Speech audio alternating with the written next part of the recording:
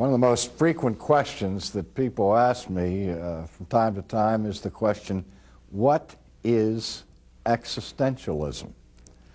And my standard reply to the question is, existentialism is the philosophy of existence. And when I give that kind of an answer, the people kind of look at me like to say, thank you very much. That doesn't really help. Well, we'll be looking in the lectures to come at some of the most important characteristics of modern existential philosophy, because apart from Marxism, there's been no philosophy that has such a radical impact on our own culture as this philosophy has had in the last 50 years or so. Now, the philosophy called existentialism has its roots in the 19th century in two distinct varieties or kinds of existential philosophy. There is, on the one hand, that existential philosophy that is called pessimistic existentialism or atheistic existentialism, which is distinguished from an existential movement that sought a synthesis with historic Christianity. And the most important figure for Christian existentialism in the 19th century, and many regard as the father of modern existential thought, at least as it impacts theology, is the Danish philosopher Søren Kierkegaard, and we'll look at him separately. But today I want to look at the 19th century father of atheistic existentialism, whose name is Friedrich Nietzsche. Now, everybody's heard of Nietzsche. He's famous for the saying that God is dead. Nietzsche was born towards the middle of the 19th century in 1844, and he died at the turn of the century in 1900. The last 11 years of his life were spent in insanity, and he had been committed to a lunatic asylum for those final periods of his life. But Nietzsche was a student of history and a student of 19th century culture, and he began with a complaint against the chief characteristics of 19th century European culture, which he described as being decadent. And to be decadent means to be in a process of radical decay or corruption. Now, Nietzsche saw this decadence as being driven by the negative influence of the Christian church, because the Christian church posited certain values that Nietzsche was convinced would undermine and destroy the human spirit. For example, the ethic of Christianity stresses grace and mercy and pity. And for Nietzsche, these so-called Christian virtues instill weakness into people and cause them to live in an unthinking and non-creative way, a way that sort of dwarfs the basic human spirit and destroys what the existentialists call authentic human existence. And Nietzsche saw that the necessary antidote for the survival of Western civilization and for culture to reach its potential, that first of all, what had to happen was we had to get rid of this sentimental religion that blinded people from the reality of human existence as we find it. Nietzsche is often considered the modern father of nihilism. And nihilism basically has the creed that there are no eternal truths, there is no eternal purpose, and there is no ultimate meaning or significance to human existence. That in the final analysis, what we meet in life is what Nietzsche called das Nichtige, the nothingness of meaninglessness. There is no God, And because there is no God, there is no ultimate meaning to human life. And that's what is meant by nihilism, or the nothingness of human experience.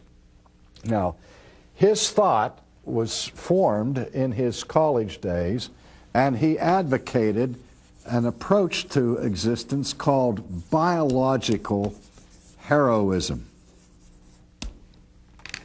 Biological heroism, which was articulated in part in his most famous work in German, Also sprach Zarathustra, or in English, Thus Spoke Zarathustra, who was the prophet of the age who declared the death of God. Now, in this declaration of the death of God, Nietzsche described how this took place in two stages.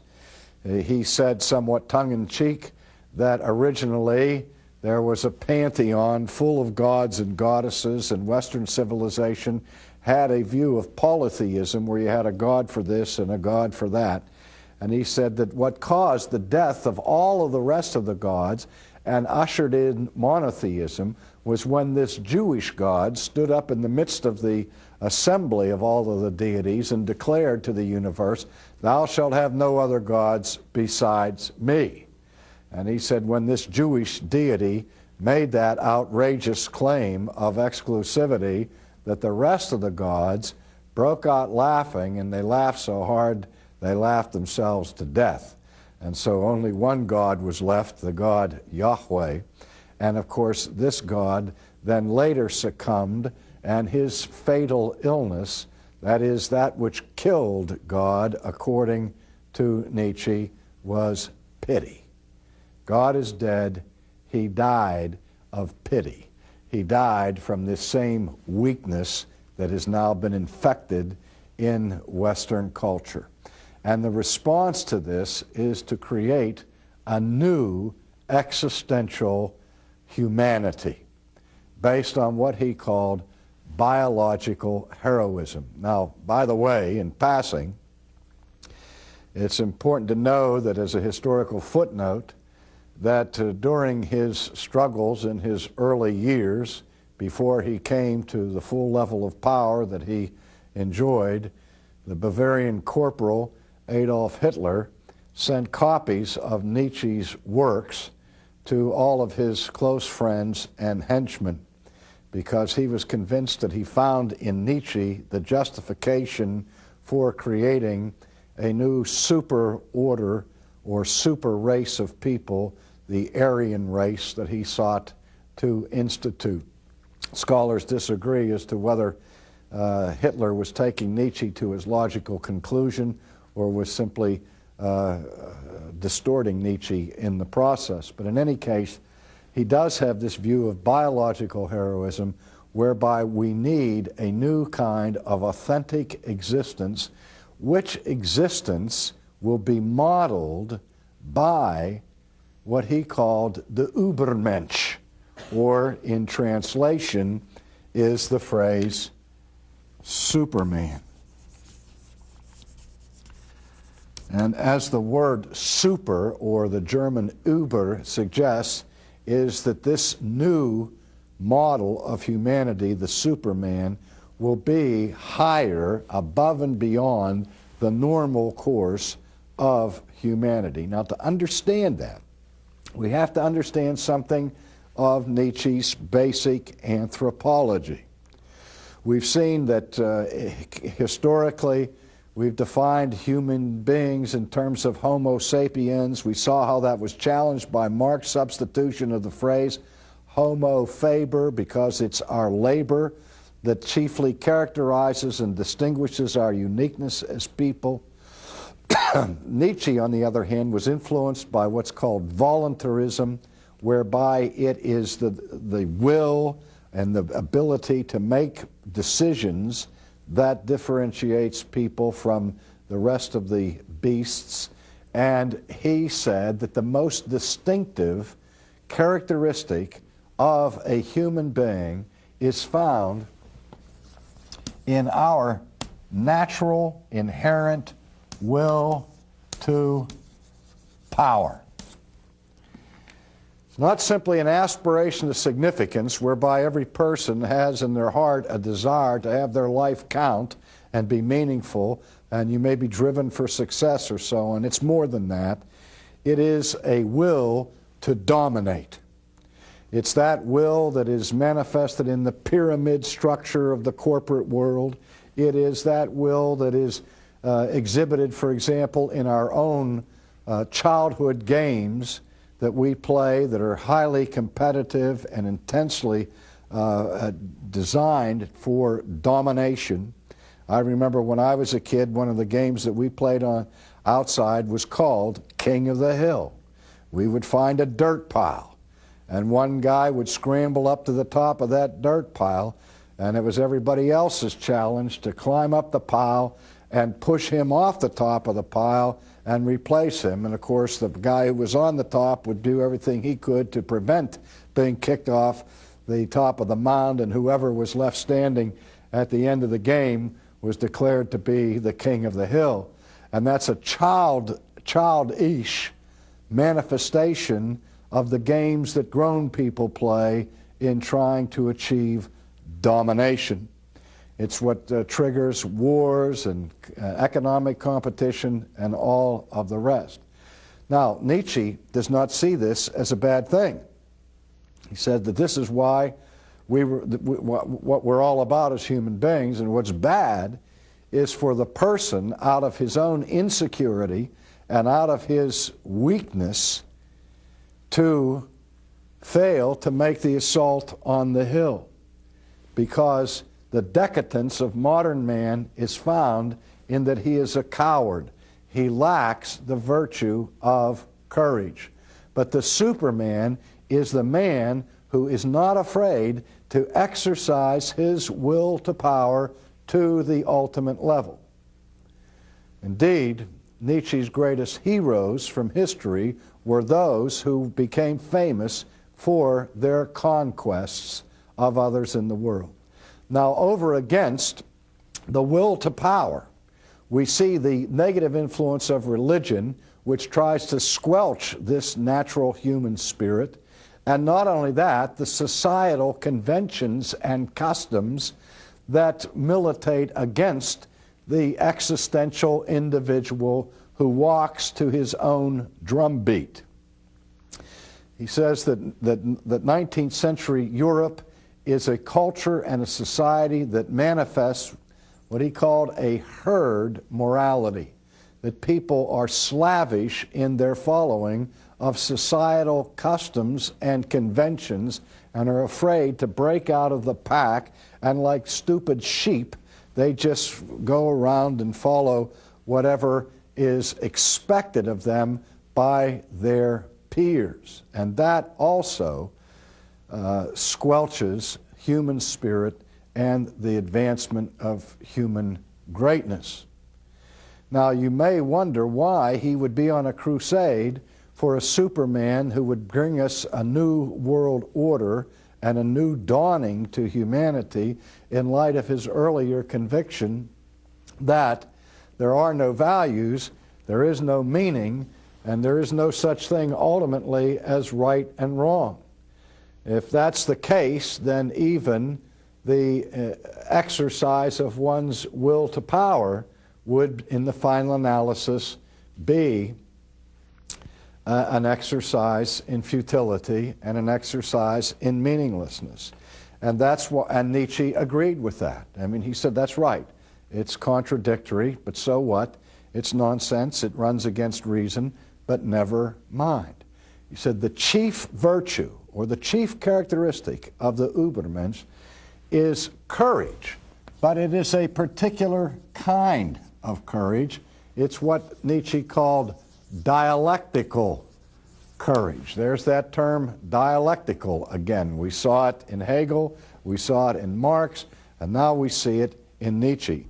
And Nietzsche's talking about the dialectic that operates in a real human, passionate tension. And the tension of dialectical courage is this: that he says to people, you've got to act with courage,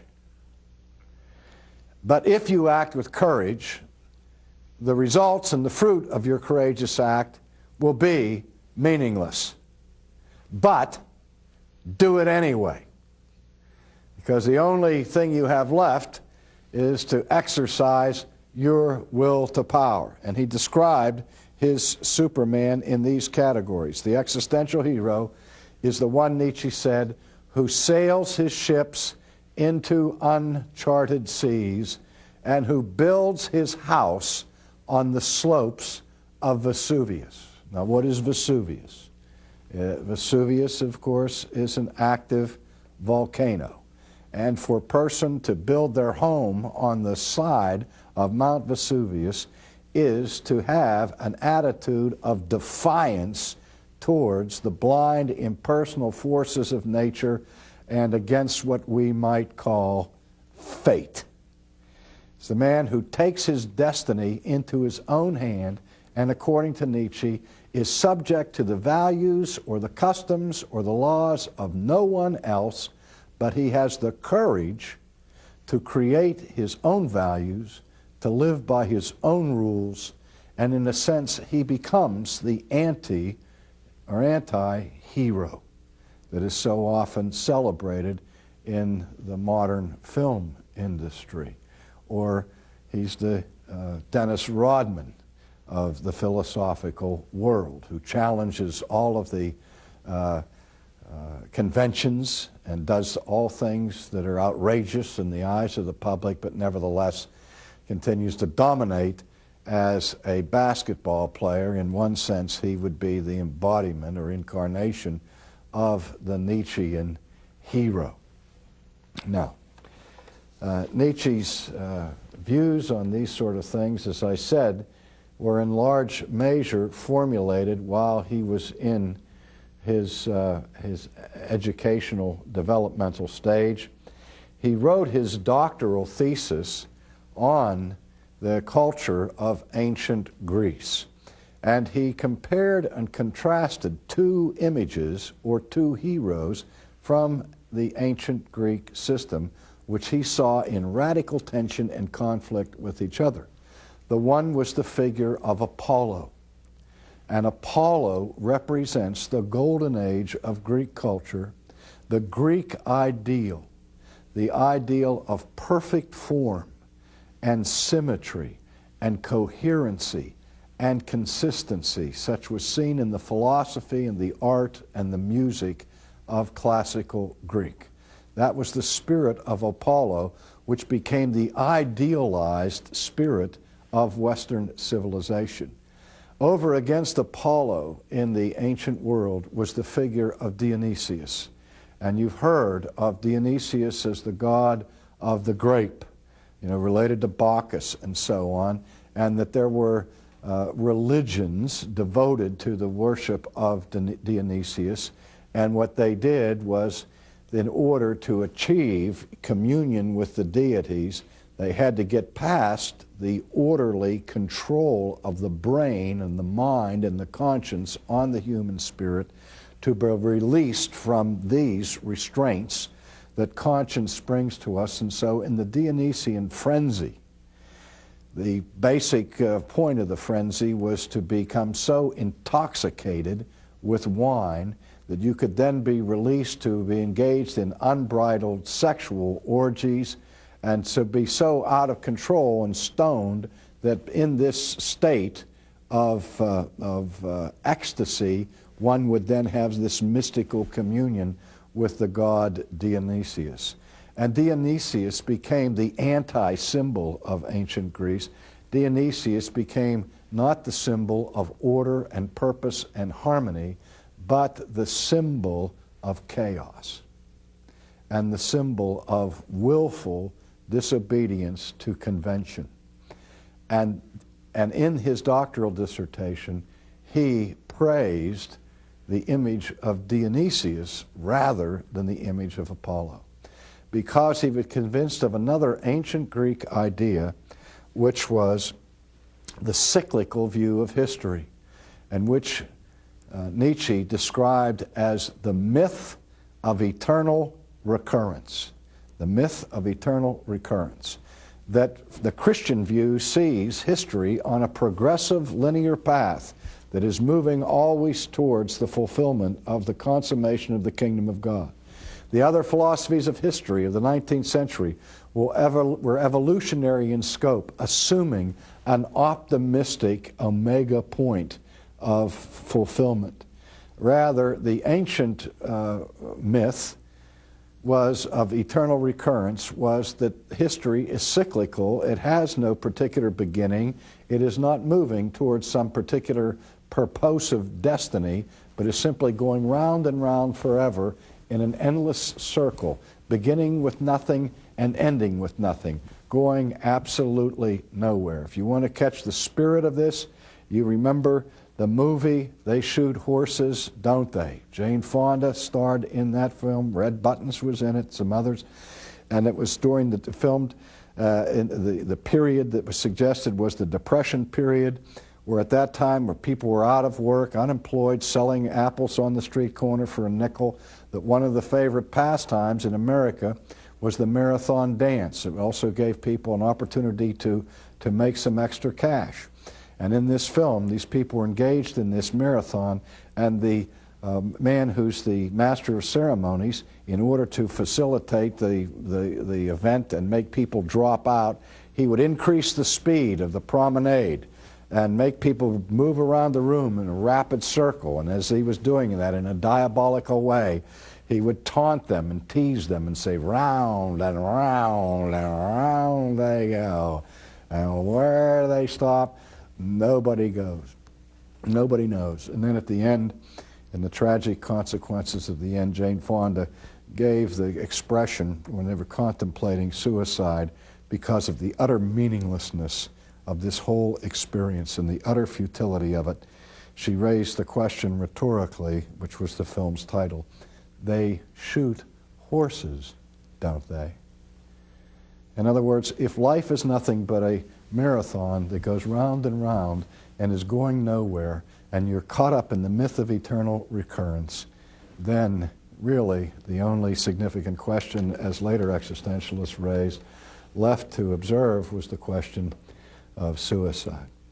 Well, as I said, in his later years, Nietzsche spoke of horses as his brothers, and his sister sold tickets to the lunatic asylum where he was kept because his brother was famous, and she was exploiting her brother's fame and dementia and exercised her own will to power. And Nietzsche, in his final days, signed his personal letters with the signature, the Crucified One, as in his madness he saw himself as the reincarnation of Christ.